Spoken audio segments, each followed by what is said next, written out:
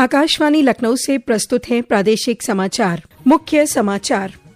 प्रदेश की 9 विधानसभा सीटों पर हुए उपचुनाव में भाजपा गठबंधन ने जीती 7 सीटें। सीसामऊ और करहल सीट पर समाजवादी पार्टी विजयी। मुख्यमंत्री योगी आदित्यनाथ ने कहा, भाजपा की जीत प्रधानमंत्री नरेंद्र मोदी की नीति और नियत पर जनता के अटूट विश्वास का प्रतीक। प्रधानमंत्री नरेंद्र मोदी कल आकाशवाणी पर मन की बात कार्यक्रम में लोगों के साथ साझा करेंगे अपने विचार। और लखनऊ में 26 नवंबर से शुरू होगी Syed Modi India international badminton championship. PV Sindhu, लक्ष्य सेन समेत देश विदेश के करीब 300 खिलाड़ी लेंगे हिस्सा। नमस्कार, प्रदेश के समाचारों के साथ मैं दीबा हाशमी और अब समाचार विस्तार से। प्रदेश की 9 विधानसभा सीटों पर हुए उपचुनाव में 7 सीटों पर भाजपा गठबंधन ने जीत दर्ज की है। आज हुई मतगणना में फूलपुर, कटेहरी, मंझवा, कुंदरकी, गाजियाबाद और खैर सीट से भाजपा प्रत्याशी विजयी हुए और मीरापुर सीट से रालोद प्रत्याशी को कामयाबी मिली है। करहल और सीसामऊ सीट समाजवादी पार्टी के पाले में आई है। पेश है एक रिपोर्ट।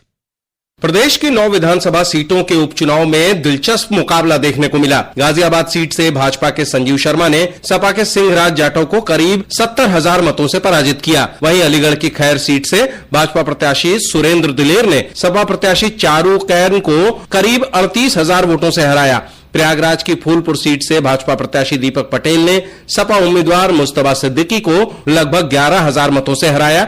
वहीं कुंदरकी सीट पर भाजपा प्रत्याशी रामवीर सिंह ने सपा उम्मीदवार मोहम्मद रिजवान को लगभग 1,40,000 वोटों से शिकस्त दी। कटहरी सीट पर भाजपा ने 1990 के बाद पहली बार जीत दर्ज की। इस सीट पर भाजपा प्रत्याशी धर्मराज निषाद ने सपा की शोभावती वर्मा को तकरीबन 34,000 वोटों से हरा दिया। वहीं मंझवा सीट से भाजपा की सुचिस्मिता मौर्य ने सपा प्रत्याशी ज्योति बिंद को करीब 5,000 वोटों से हराया। करहल सीट से समाजवादी पार्टी के तेज प्रताप यादव ने भाजपा के अनुजेश पटेल को 14,000 मतों से हराया। वहीं सीसामऊ सीट से समाजवादी पार्टी की नसीम सोलंकी ने भाजपा के सुरेश अवस्थी को लगभग 8,000 वोटों से हरा दिया। उधर मुजफ्फरनगर की मीरापुर सीट से रालोद प्रत्याशी मिथिलेश पाल ने सपा की सुंबुल राणा को करीब 30,000 वोटों से पराजित किया। सुशील चंद्र तिवारी, आकाशवाणी समाचार, लखनऊ।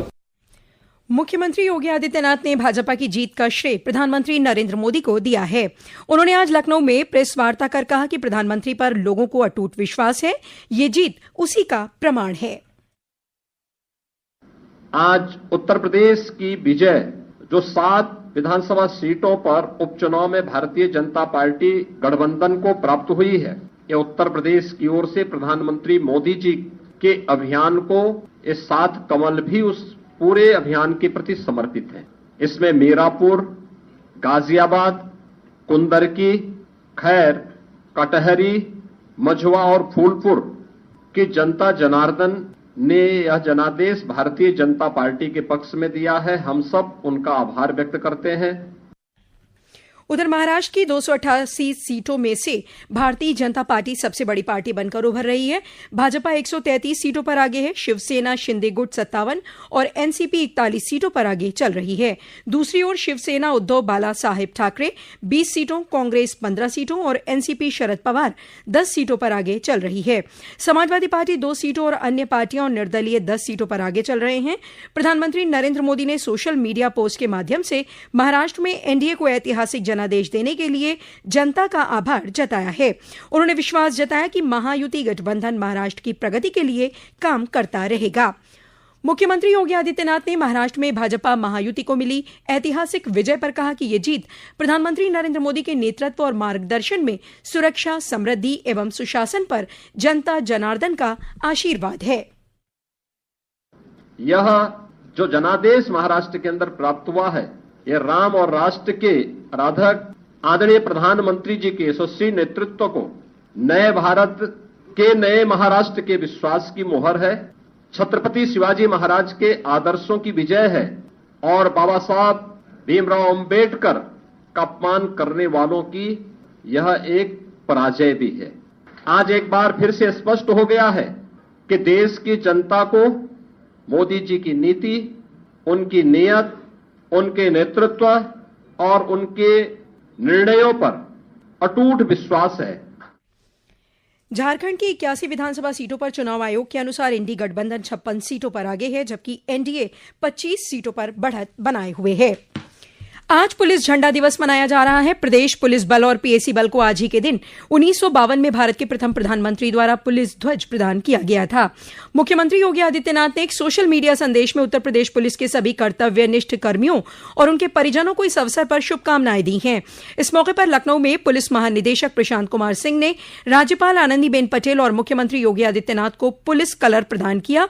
इस दौरान प्रदेश के एडीजी कानून व्यवस्था अमिताभ यश भी मौजूद रहे। पुलिस झंडा दिवस पर उन्नाव में अपर पुलिस अधीक्षक ने रिजर्व पुलिस लाइन में ध्वजारोहण किया। अमरोहा में अपर पुलिस अधीक्षक राजीव कुमार सिंह ने पुलिस कार्यालय पर पुलिस ध्वज का ध्वजारोहण किया। कुशीनगर में पुलिस अधीक्षक संतोष कुमार मिश्र ने पुलिस लाइन में झंडा फहराया। प्रधानमंत्री नरेंद्र मोदी कल आकाशवाणी पर मन की बात कार्यक्रम में देश विदेश के लोगों के साथ अपने विचार साझा करेंगे। मन की बात कार्यक्रम कल सुबह 11 बजे आकाशवाणी और दूरदर्शन के पूरे नेटवर्क, आकाशवाणी समाचार वेबसाइट और news on AIR mobile app पर प्रसारित किया जाएगा। इसे आकाशवाणी समाचार, डीडी न्यूज, पीएमओ और सूचना एवं प्रसारण मंत्रालय के यूट्यूब चैनलों पर भी सजीव प्रसारित किया जाएगा। हिंदी प्रसारण के फौरन बाद आकाशवाणी क्षेत्रीय भाषाओं में कार्यक्रम प्रसारित करेगा। ये समाचार आप आकाशवाणी लखनऊ से सुन रहे हैं। ताजा समाचार जानने के लिए आप हमारी वेबसाइट newsonair.gov.in पर लॉग इन कर सकते हैं। इसके साथ ही आप प्रादेशिक समाचारों का ये बुलेटिन हमारे YouTube channel news on AIR Lucknow पर भी सुन सकते हैं। मुख्य सचिव मनोज कुमार सिंह ने प्रदेश भर के प्रशासनिक अधिकारियों को संविधान दिवस मनाए जाने के संबंध में दिशा निर्देश जारी किए हैं। मुख्य सचिव ने संविधान के 75 वर्ष पूरे होने पर वर्ष 2024-25 में पूरे साल संविधान से संबंधित विभिन्न कार्यक्रमों का आयोजन करने के निर्देश दिए। इसके लिए संसदीय कार्य विभाग को नोडल विभाग नामित किया गया है। भारत के संविधान को अंगीकृत किए जाने की तारीख यानी 26 नवंबर को संविधान दिवस के रूप में मनाया जाता है। मुख्य सचिव ने कहा कि पूरे प्रदेश में 26 नवंबर की सुबह 9:30 पर कार्यक्रम शुरू होंगे। मुख्य कार्यक्रम लोक भवन में आयोजित किया जाएगा, जिसकी अध्यक्षता मुख्यमंत्री योगी आदित्यनाथ करेंगे। वहीं state institute of forensic science 75वें संविधान दिवस पर 26 और 27 नवंबर को राष्ट्रीय कॉन्फ्रेंस का आयोजन करेगा। इस कॉन्फ्रेंस का उद्घाटन मुख्यमंत्री योगी आदित्यनाथ करेंगे। केंद्रीय माध्यमिक शिक्षा बोर्ड सीबीएसई ने सिंगल गर्ल चाइल्ड स्कॉलरशिप योजना के लिए ऑनलाइन आवेदन आमंत्रित किए हैं। जिन छात्राओं ने वर्ष 2024 में सीबीएसई बोर्ड से कक्षा 10 उत्तीर्ण की है, वे इस योजना का लाभ उठा सकेंगी। ऑनलाइन आवेदन जमा करने की अंतिम तिथि 23 दिसंबर है। विवरण, पात्रता, शर्तें और ऑनलाइन आवेदन पत्र सीबीएसई की वेबसाइट पर उपलब्ध है। राज्य सरकार प्रदेश से टीबी को खत्म करने के लिए विशेष अभियान चला रही है। इसके लिए टीबी रोगियों के संपर्क में रहने वाले लोगों और पूर्व टीबी रोगियों की स्क्रीनिंग कराने के निर्देश दिए गए हैं। यह स्क्रीनिंग हर 3 महीने पर होगी। वर्ष के अंत तक हर जिले को प्रिवेंटिव टीबी परीक्षण दर के कम से कम 3000 के लक्ष्य को हासिल करने को कहा गया है। प्रमुख सचिव चिकित्सा एवं स्वास्थ्य पार्थ सारथी सेन शर्मा ने बताया कि मुख्यमंत्री योगी आदित्यनाथ ने प्रदेश को वर्ष 2025 तक टीबी मुक्त करने का लक्ष्य रखा है। इसी क्रम में सभी डीटीओ डेटा की नियमित मॉनिटरिंग और कमजोर क्षेत्रों पर ध्यान देने के निर्देश दिए गए हैं। वाराणसी में बाबा काल भैरव सहित सभी भैरव मंदिरों में भैरवाष्टमी उल्लास के साथ मनाई जा रही है। भैरवाष्टमी पर काल भैरव मंदिर में आज सुबह से ही बाबा की विशेष झांकी के दर्शन के लिए श्रद्धालुओं की भारी भीड़ उमड़ रही है। काल भैरव दरबार में जन्मोत्सव पर बाबा के विग्रह का 101 लीटर दूध से अभिषेक किया गया। पेश है हमारे प्रतिनिधि की रिपोर्ट। भैरव अष्टमी के अवसर पर काशी के कोतवाल बाबा काल भैरव के मंदिर में श्रद्धालुओं ने बड़ी संख्या में एकत्रित होकर दर्शन, पूजा अर्चना की। मंदिर परिसर में बाबा के जयकारों से वातावरण गूंज उठा। इस अवसर पर भक्तों ने मंदिर परिसर में जन्मदिन पर केक काटकर खुशियां मनाई। भैरव जयंती के अवसर पर काल भैरव की पूजा करने से भक्तों को पापों से मुक्ति मिलती है और उनके जीवन में सुख समृद्धि आती है। भैरव जयंती के अवसर पर काल भैरव मंदिर में श्रद्धालुओं की सुरक्षा के लिए विशेष व्यवस्था की गई है। इसके अलावा भैरव प्रदक्षिणा यात्रा भी निकली। यात्रा में काशी के 8 दिशाओं में स्थापित भैरव मंदिरों के दर्शन किए गए। आकाशवाणी समाचार के लिए वाराणसी से मनीष सिंह। लखनऊ में 26 नवंबर से Syed Modi India international badminton championship का आयोजन किया जा रहा है। इस प्रतियोगिता में देश विदेश के करीब 300 बैडमिंटन खिलाड़ी हिस्सा लेंगे। पुरुष एकल में भारत के लक्ष्य सेन, प्रियांशु राजावत, सिंगापुर के जिया हेंड, जेसन शीर्ष वरीयता में शामिल हैं। वहीं महिला एकल में पीवी सिंधु, मालविका बंसोड जैसी टॉप खिलाड़ी हिस्सा लेंगी। और अंत में मुख्य समाचार एक बार फिर। प्रदेश की 9 विधानसभा सीटों पर हुए उपचुनाव में भाजपा गठबंधन ने जीती 7 सीटें। सीसामऊ और करहल सीट पर समाजवादी पार्टी विजयी। मुख्यमंत्री योगी आदित्यनाथ ने कहा, भाजपा की जीत प्रधानमंत्री नरेंद्र मोदी की नीति और नियत पर जनता के अटूट विश्वास का प्रतीक। प्रधानमंत्री नरेंद्र मोदी कल आकाशवाणी पर मन की बात कार्यक्रम में लोगों के साथ साझा करेंगे अपने विचार। और लखनऊ में 26 नवंबर से शुरू होगी Syed Modi India international badminton championship. PV Sindhu, लक्ष्य सेन समेत देश विदेश के करीब 300 खिलाड़ी लेंगे हिस्सा।